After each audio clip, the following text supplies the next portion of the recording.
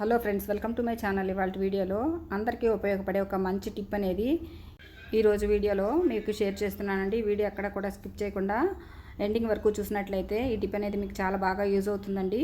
ఇప్పుడు మనకి సమ్మర్ అనేది స్టార్ట్ అయిపోయి ఎండలు చాలా ఎక్కువగా ఉండి వేడి చాలా ఎక్కువగా ఉంటుంది కదా.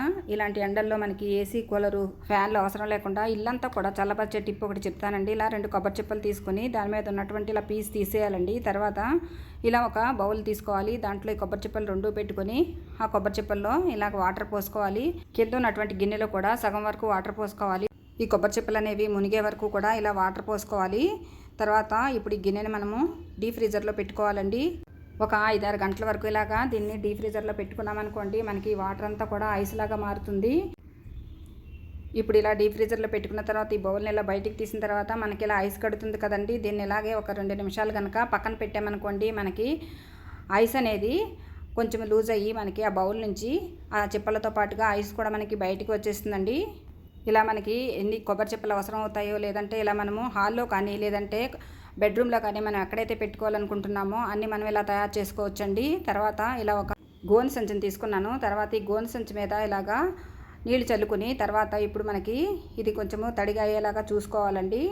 తర్వాత ఇలా ఒక బేసిన్ కానీ ఇలాంటి పెద్ద బౌల్ కానీ ఒకటి తీసుకోవాలి. బౌల్లో వాటర్ పోసుకోవాలండి. ఇక్కడ నేను ఇలా బేసిన్ లాంటిది ఇలా తీసుకున్నానండి.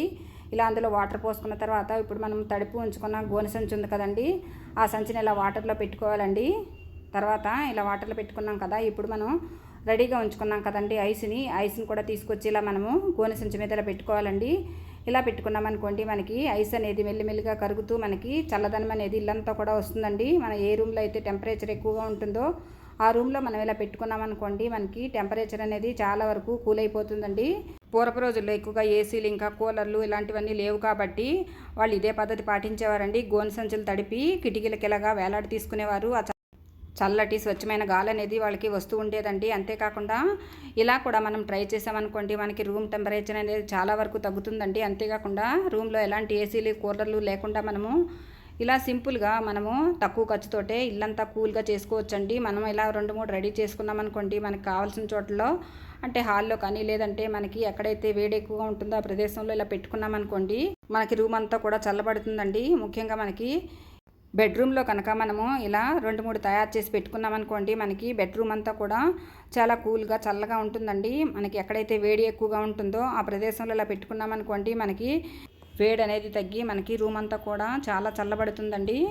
గోనె సంచులు లేని వాళ్ళు పాత బెడ్షీట్స్ని కూడా ఇలా వాడుకోవచ్చు. అంతేకాకుండా మనకి పాత కాటన్ శారీస్ ఉంటాయి కదా, ఆ కాటన్ శారీస్ కూడా మనము ఇలా వాడుకోవచ్చు. వీటిని తడిపి మనము కిటికీలకు కూడా వేలాడదీసినట్లయితే మనకి ఇల్లంతా కూడా చల్లబడుతుందండి. టిప్ అనేది చాలా బాగా అందరికీ యూజ్ అవుతుంది. ట్రై చేసి చూడండి.